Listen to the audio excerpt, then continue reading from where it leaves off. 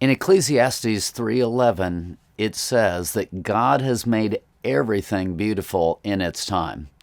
That last little phrase is hard for us to handle. It's like, in its time. Well, when will it be God's time? We get impatient way too easily. This video is called How. And part of the how that we're going to be talking about today is the impatience and that frustration and me trying to force the issue. Last night I sat with someone who had a heart to restore and to reconcile, who had seen some of the ugliness within that actually was triggered by another person and decided to go to that person. I'm going to make it right. This thing is going to come back together. It didn't go well. And because it didn't go well, the person was devastated and they were back at my doorstep saying, how do I handle life now? I thought this was going to fix everything. And unfortunately, too much of the time, the way we approach reconciliation, the way we approach making amends with other people and bringing my guilts and my faults to other people, we approach it as if it's some kind of magic solution that is going to fix everything. And guess what? God has made everything beautiful. That last little phrase, in His time. We don't like that. We don't like that kind of phrasing. We want it now and we want it our way. And the reality is that's just not realistic. This video is called How, and this first segment is called Be Realistic. So much of the time we sabotage our approach to other people because we want everything fixed in one situation. I want to be able to come, bring my stuff, get it over with. Do you realize how obnoxious this is for me? Do you realize how hard this is for me? So you need to cooperate with me. You need to be able to reach out your hand to me and help me through this situation, because if you can do that, then this thing is going to work and we can be completely restored. We don't say that. We don't necessarily even think that, but there's an intensity within us that comes out of the woundedness that says, okay, I need this done and I need this done now. And that impatience and that frustration, it actually sets everything up for failure. So the first point that, again, I want to talk about throughout this segment is be realistic. It is completely foolish for you to go into any kind of a setting with someone if there's a significant event and to expect that one conversation to fix things, expect that one conversation to restore things. It just isn't realistic. What is realistic is to change your thinking and to get back to a place of, I need to explore this. I need to see if maybe something can be done to repair the situation. I need to take the steps that I need to take. This language is so powerful. You have absolutely no power over anyone else's response. The only one you have power over is you. And so you start at that place of, am I doing the right thing? Am I doing what I need to do? Am I taking the steps that I need to take? If I lower my expectations and realize that my goal here is not to restore relationship, but my goal here is to take a first step. My goal here is to explore. My goal here is to lay a foundation for a second conversation. When these are the kinds of things that you're thinking about headed into it, you take the pressure off from what you're doing. You're able to slow down, take a deep breath. All of a sudden, that picture that I gave you a little bit ago that was, do you know how hard this is for me? This is very difficult and you need to cooperate with me. You take the pressure out of that. You let the air out of that. It's, I'm going to approach you. I'm going to tentatively knock on that door. I'm going to start with a few basic statements and see if it's safe. Now, I'll grant you there are times when you need to come in more boldly than that. There are people who simply won't hear you if you come in that tentative and if that's your approach. So there are times when you need to really get it together, have it together, come in, have your spiel, have everything together. Yes, that can be more effective at times. But in terms of your expectations, I really encourage you to understand that one connection is not going to change everything that's happened. If it really is a more intense situation, you have to acknowledge to yourself that there were many encounters along the way that set this thing up, that put me where I am right now, that put us where we are right now. Realistically, how can I expect one conversation to erase all of the negativity and to fix everything that's happened? It simply isn't realistic. By simply acknowledging that, taking a deep breath, and lowering those expectations, that's one of the most powerful things you can do towards making this thing work in terms of how. How do I go about it? How do I approach this situation? I approach it by, I need to take the next step. And if I take the next step, I've done what I need to do. So to speak, I'm moving the ball into the other person's court, and we'll see what the response is. I don't put pressure on myself to hit a home run. I don't put pressure on the other person to respond wonderfully to me. No, I just take the next step. And when we lower expectations, when we are more realistic like that in terms of how we approach it, it's incredibly powerful in terms of us actually being able to start something that might last over a period of time and begin to actually restore things in the way that we might visualize that we want it restored. I want you to take a few moments and think about some situations, some relationships with people that you would like to do the work of restoration. And again, that may be on your part where you need to go, you need to confess, or that may be just a situation where there's tension and you would like to get that tension out of the relationship, so you're wanting to approach that person in a way to restore conversation in a more relaxed manner. What expectations do you have of that situation? Take a few moments with a group, preferably, and begin to write out some of those expectations that you have. Talk about it. Think about where it's realistic, where it's not realistic, and if it's not realistic, what can you do to back that down, to get it to a more basic step where I'm simply taking the next step. If that's what you're doing, I think you'll find that it'll be successful. When we come back, we'll be talking about goals. Take a moment and consider where you're not being realistic, and then we will continue in a few moments.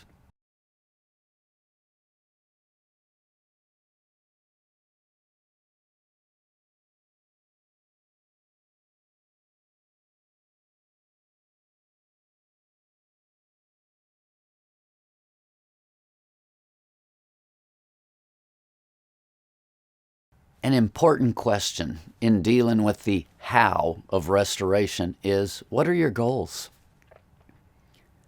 Most of us are absolutely unrealistic, as I talked about in the last segment, but how are we unrealistic? Most of us want to restore it as if it never happened. That simply isn't realistic. At the very best, what you can do, you can go back and you can clean up the event.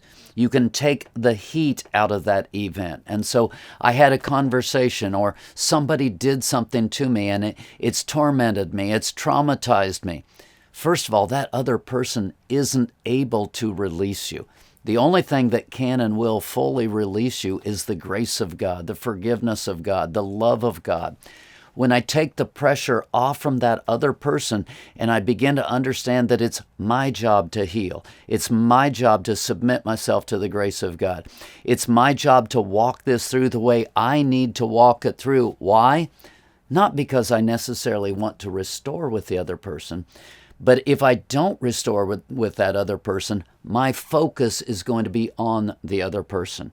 My attention, my being is captured. It's in bondage to that situation. And when I realize that that is what's going on and that it's blocking my ability to receive forgiveness from God, it's blocking my ability to give God my full attention, now I have some much more realistic goals.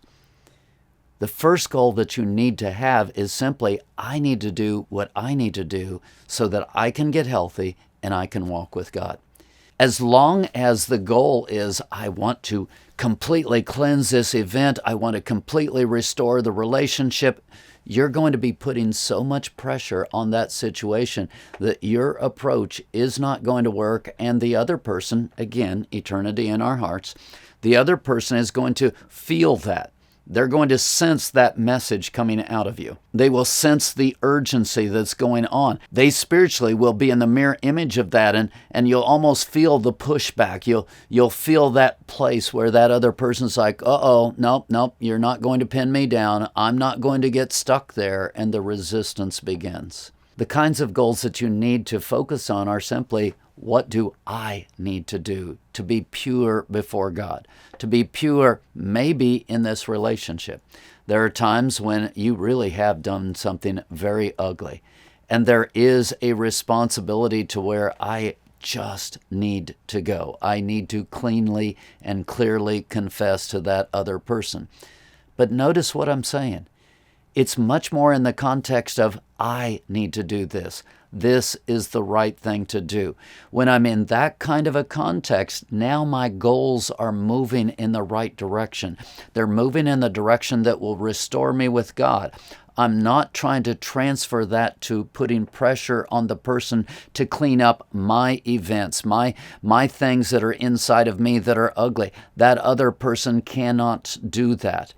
But if in the process of going to that other person, I'm being obedient to God, I'm doing what I need to do, I'm saying what I need to say, hopefully through talking to that other person, I can get to a point to where I let go of that thing, to where now more of my focus can be turned to God. More of my focus can be turned to healthy people. The odds that I'm going to have this incredible restoration with that other person so that they become my mentor, so that they become my close friend, they become my bestie again, the odds of that happening are extremely low. Why would you subject your life to those kinds of odds? So let's get back to a realism that says, I'm going because it's the right thing to do. I'm going because I need to clear my conscience. I'm going because I need to get in a better place of receiving. That's number one. Number two is reconciliation, restoration, and even me owning my junk, me owning what I have done, me understanding how I have impacted another person means that I need to go not to confess my things, but to ask questions, to listen, to hear.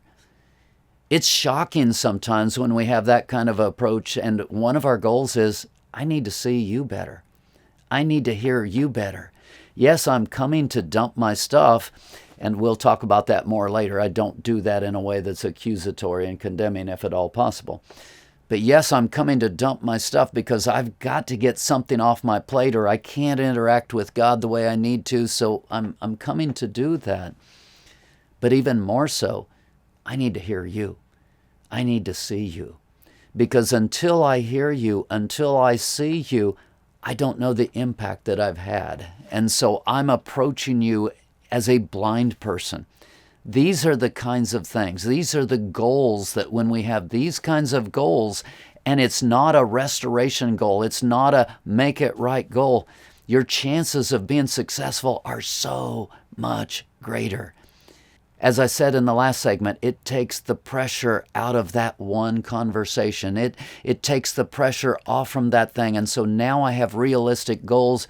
I can go. I can say what I need to say in a way of ownership. I can explore what happened with that other person in a way that I begin to hear. I validate the person. I may not agree with that other person. I may not agree with their version or their vision, but I can validate that, wow, this is what you felt. This is what you experienced. I'm sorry, I didn't know that's where you were. I didn't know that any part of what I was doing was causing that. These kinds of confessions are incredibly powerful. When we don't come with unreasonable expectations, and when we begin to set goals of, my first goal is just for me to clear the air. My second goal is for me to see you at a better level. We're a long ways towards where we need to be to restore with other people. Occasionally, God will convict you, and there is something that you need to go and talk about that is just a straight confrontation of the behaviors of the other person. I encourage you to be cautious of that. If you're doing that, that needs to be obedience to God. And so often when people do that, then they really start to overstep. They begin to read into the other person. They begin to tell them things about them that they don't necessarily know, and they're stepping into the place of God. They're overstepping their authority. But I'm still going to absolutely encourage you that you put it out there in a much more tentative version. You put it out in terms of a version of, hey, this is what I'm seeing, this is what I'm sensing. I feel like I need to get this out in the open. Can we discuss this? If you don't come as the expert, if you don't come as the man of God who's bringing a word of truth, but you come in a much more tentative fashion that says, I can't get my own heart clear. I can't get my own heart clean. I can't let go of what's been going on between you and me. And so I need to at least put something in play. Will you allow me the right to put something in play between us so that we can talk about it? We can work it to a better place. Approach is so important. Not having unrealistic goals, but it's much more about me doing what I need to do.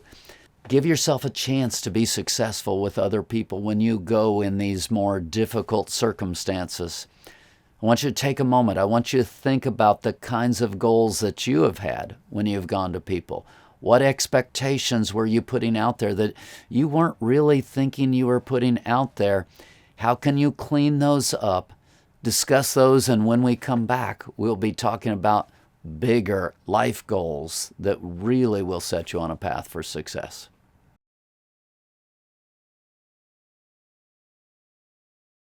This segment I've entitled Better Goals, My Priorities for Life. Invariably, people have a goal of restoration. Parents who have lost their children, they want to restore with their children. Children who have messed it up with their parents, they want to restore with parents. A significant other, I want to try to make that situation work. Here's reality. If it didn't work once, and one or both of the parties hasn't had heart change, significant change within, the odds of it ending up in exactly the same place again are very, very high. In a previous video, I actually talked about the whole idea of Jesus had an inner 3. He had a 12. He had a 70. So often what happens when we want to restore with someone, maybe they were a part of our inner 3. They were that bestie. They were that person that I did everything with, and it was so much fun, and we had such great memories, and life was so good. The problem is God is continually moving us. He is continually growing us. He is continually reshaping us. And many times our inner 3 have to change. It's not about the wounds. It's about God's priority for us. It's about where we're going in life. Certainly marriage is like that. I completely change my covenants. I make a choice to completely rearrange all of my relationships around a future choice. The problem with reconciliation and restoration is that many times people are trying to squeeze old relationships, old situations that were a 3, that were a 12, that were a 70. I've got to squeeze it back into a place where it was. Again, that's not realistic. It's not a good goal. The only way you can have quality relationship with another person is for there to be mature person with mature person. As soon as insecurity is introduced, as soon as immaturity is introduced, there's going to be a breakdown in the relationship. If there is one mature person and you're going and you're immature and you haven't listened to anything that I've said, and so your approach is terrible and you come to restore and reconcile, if you do that with someone who's gracious and forgiving and mature, you can walk out of that and go, see, it worked. It worked this way. I did it this way and it worked. And invariably, you'll go and you'll tell other people and say, this is how it works. This is what I did. This is how you should do it. When the reality is the reason it worked is because there was another mature person in the relationship with humility that was able to be gracious and make it work. The reality is that reconciliation only works one step at a time. As you get heart change, as you grow into maturity to where now we can have a quality relationship. Ultimately, I want to challenge you to think in these terms, in this context. If you're trying to restore things back to where they were, you're making a big mistake. Very seldom is that going to happen. In order for that to happen, the other person has to take full ownership of the things they need to change. They need to be working towards heart change. You need to take full ownership. You need to be working towards heart change. And then you have to work on communication skills. You have to work on all of the practical things that are going to be involved in there. You have to recognize the old triggers that caused the first thing. You need to recognize the new triggers that are about to cause the next thing. There's a lot of work to be done in these kinds of situations. And the reality is, most of the time, it's actually easier to do it with new people that get moved into your 3. Now, I'm not trying to get you to completely throw out all of the old. There are times when your offense with a person is something you actually need to work through. You need to overcome. And so God is speaking to you, go to this person. Again, not with demands of, I'm going to restore you to my inner 3 today, but go to that person, take that first step. And step by step, I recognize triggers. I work through wounds. I hand them off. In other videos, I talk about file drawers. We tend to have entire file drawers of offenses that we've accumulated. And by working with this person, by bringing them into my inner 3 and being open and transparent with them, it forces me to deal with those files in that file drawer where I deal with this offense and then this offense and then this offense. And every one of those offenses that I'm forgiving, that I'm working through with that one person, it's starting to clean my heart up. It's starting to get me where I need to go. But there's this huge thing called willingness. Is the other person willing to go that extra mile with you? Are they willing to lay down their lives in a way that will work through the woundedness and work through the pain day after day, week after week, month after month, to where that is a person that needs to be in your inner core? We need to think larger. We need to think in terms of the work of God, the purpose of my life, how relationships fit into that work of God and that purpose. And out of that work and that purpose, that's where we develop a greater vision for, this is a relationship that's very important to my life. I need to do the work to restore this relationship to a stability that's going to increase my ability to walk with God and to be a godly person and get heart change, get mature. These are the kinds of goals that really matter. As long as I'm still dealing with pain and getting rid of the pain and doing actions and going as a hero, I'm like that person that I referred to at the very beginning of the video that was back at my doorstep, broken again because it didn't work, devastated, wondering why the techniques didn't work. Well, they didn't work because you had the wrong goals. They didn't work because you didn't have a greater vision of life and the priorities of life. When we see that, when we see God's purpose, when we see what He's up to, there are a lot of situations that frankly aren't worth the energy for the other person, and they're not worth the energy for me. And the best thing I can do is to just forgive, hand it off to God. If the opportunity presents itself, I want to be blameless. I want to be humble. I want to own my own stuff. I want to be gracious. All of those things are part of me learning to walk with God, learning to walk in humility. So I'm absolutely willing to restore with anyone and everyone at whatever point God wants me to do. That's part of my life priority. That's important stuff. You need to get to that place. And if you're not there, God will probably take you on some practice runs where you have to go to this person and walk it through, and I have to humble myself, and it's awful, and it hurt my pride, and my reputation was pinched by that whole situation. Yes, you may have to do some practice runs. That may be a life priority. But chances are good that those practice runs aren't going to be the one that gets restored to your inner 3, the one that gets restored to your inner 12. It might happen. That might be the will of God. But I'm going to challenge you to think differently. Put restoration inside of the bigger picture. Don't make it the picture. Take a moment, think about some of these life goals that you have, that you need to be thinking about. This is where I'm going. This is what God is doing. Now take the restoration efforts that you're making, put them inside of that context. Lay it before God and begin to pray and say, God, where do you want me to go? What do you want me to do? Now you have a perspective that will help you do the how. It will help you do restoration the right way. Again, think about these things, discuss them, and we'll be back with our final segment.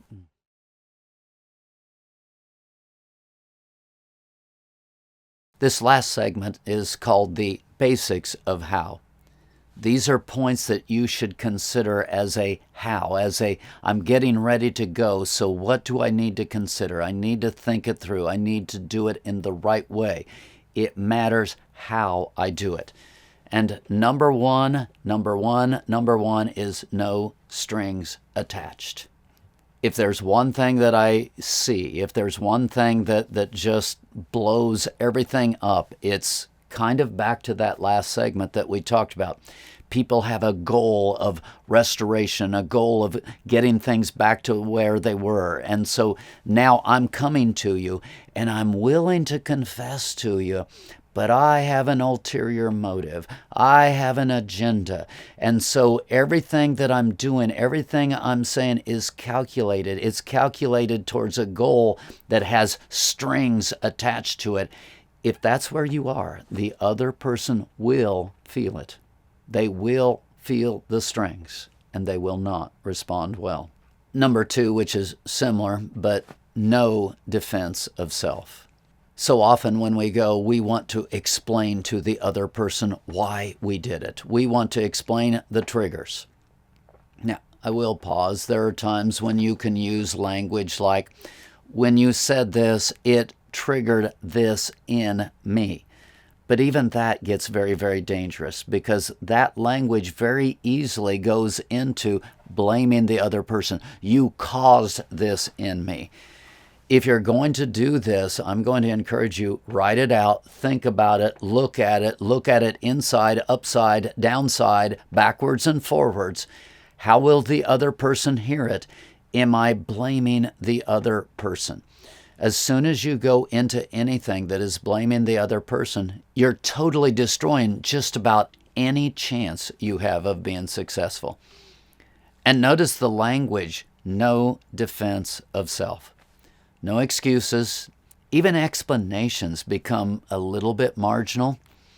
As soon as we start to explain it, it begins to go into that zone where it's like, okay, I want you to see it. I want you to hear it. You've got to see me. If you would just see me, if you would just hear me, if you would just respond differently to me, I wouldn't have done this. And so there's a subtle blame shifting that's beginning to happen in all of that. If you practice it ahead of time, can there be a place for this is happening in me that is in the ballpark? Yes. And sometimes that's helpful. In the same way, in the previous segment that I talked about, your goal should be to see the other person. It is helpful to allow the other person to see you. But it's so difficult to do it right because unless you've had practice, unless you've worked it through multiple times with multiple people, chances are you just need to go with the simplicity of, I did this, I said this, I was wrong, can you forgive me?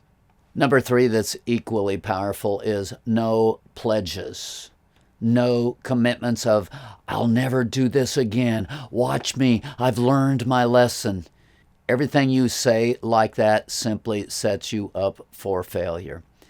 Even if you don't believe you do it again, the other person is going to see through the lens of their past wound. They're going to judge through the lens of your past wound. They're going to take words that you say and they're going to parse it and they're going to look at it and they're going to look at it inside, outside, upside, downside. And when they do that, chances are they're going to be able to come up with a judgment of, hey, they pledged to me, they vowed to me, they told me they'd never do it again, and they're doing it again. You're setting yourself up for failure in terms of long-term restoration if you make pledges, if you make vows. It's so much better for you to say, hey, I was blindsided when this happened, when I was triggered.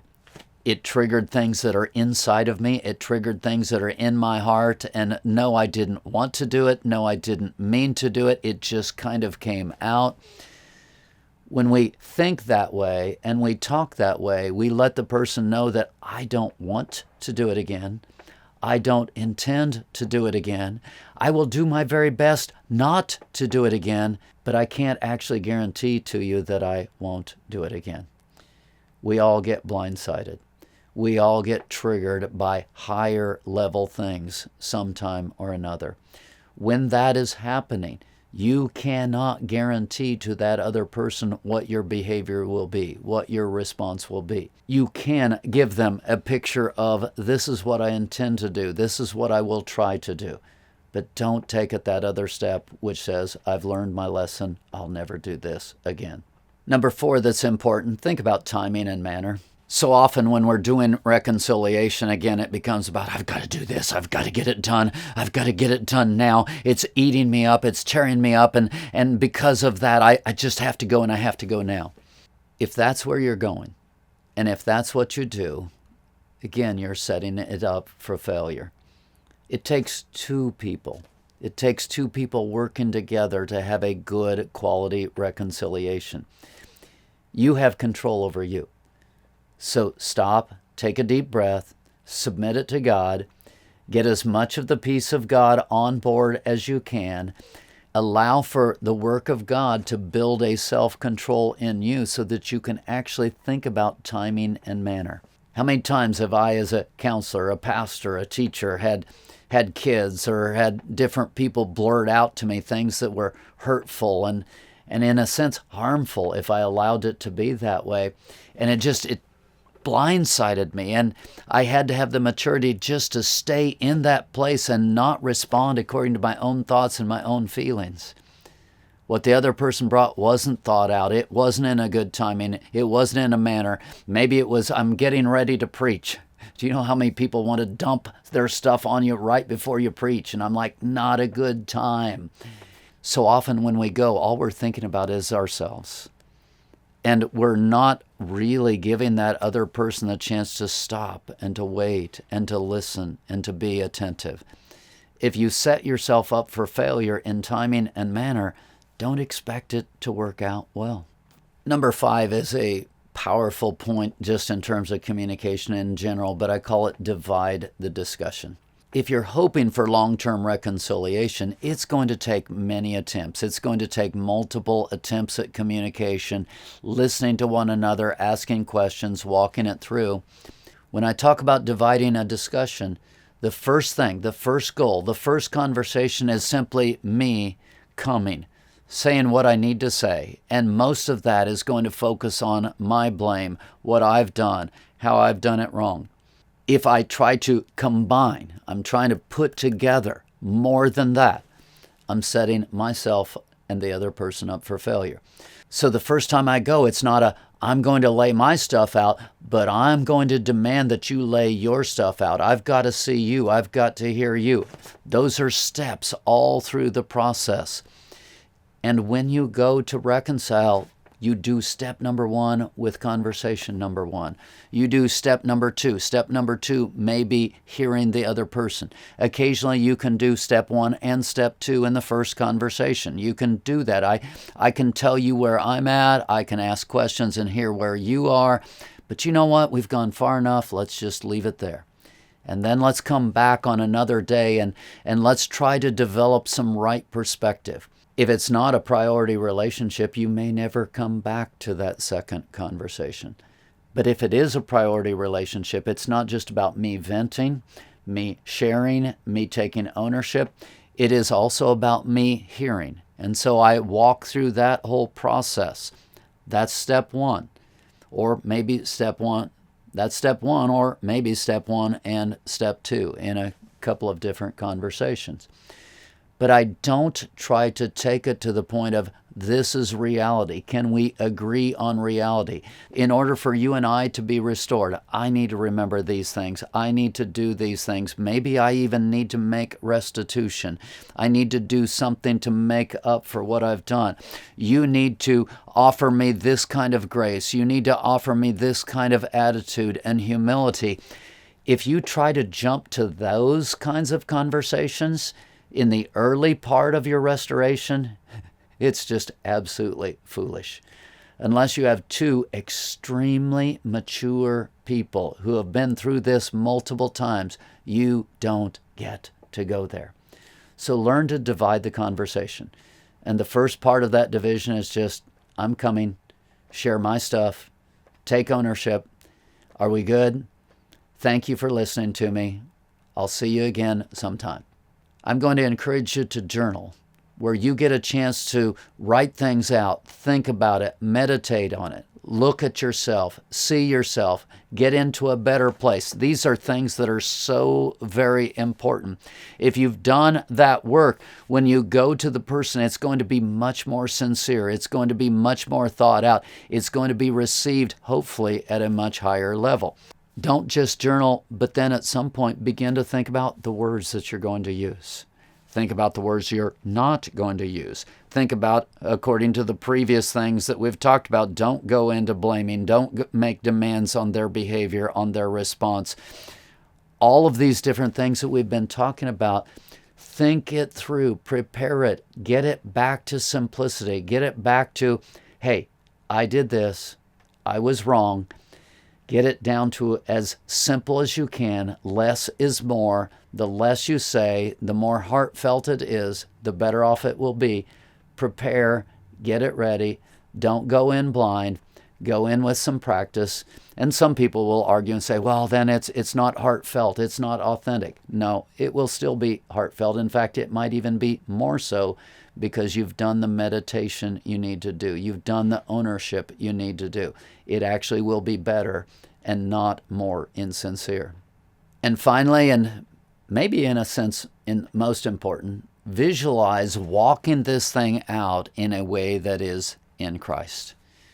In other words, when I go to that other person, I want to do it in a way that's full of peace. I want to do it in a way that's not accusing, in a way that's not condemning, in a way that conveys love, in a way that gives me a chance to invite that person into a relationship, and it's full and it's rich. If spiritually you're having to go very animated, very angry, the chances of that being successful, virtually zero, again, unless the other person is the mature one and is able to absorb that and drink it in and love you back and allow you to walk through the process. We all need that. We all need people, I call it venting. We all need people that we can go and just dump our junk. And if that is what you're doing, go ahead and tell the other person, look, I know that what I'm getting ready to do is not appropriate. It's not clean. It's not thought through. I'm in an immature state. It's not in a positive place. But can I just dump my junk and vent for a little bit? After I've vented, then you can rebuke me. After I've vented, we'll talk about it. So is there room for that? Yes. And can you do that, quote unquote, in Christ? Yes. I do think it's a part of honest relationship. I do think it's a part of being real. But I also think the majority of the time, it's going to be much better for me to have already spent some time with God, drank in the grace of God, taken off some of the rough edges so that when I go, I'm able to walk this through in a way that is, I think this is how God would have me do it. That's incredibly powerful. How you do reconciliation is incredibly important. It will help establish the eternity in the other person's heart. It will make them feel like a real person, like they're valuable, they're worthwhile, they're worth reconciling with. It will also build you up in a way that you're able to be a godly influencer and you will feel better about yourself. Don't fall for that line that just says, I just need to go do it. I just need to get it off my chest. If I can just make this thing happen, it's all going to go away. It's all going to be good. No, how we do it is incredibly important. If you listen to the concepts that we've laid out in this video, you will find that you'll be much more successful. And as you're successful, you'll grow in confidence. You'll be able to handle more and more difficult situations without losing it, without getting angry, without getting frustrated. That makes you less likely to have new offenses, new problems. Life actually gets much better if we do the how God's way.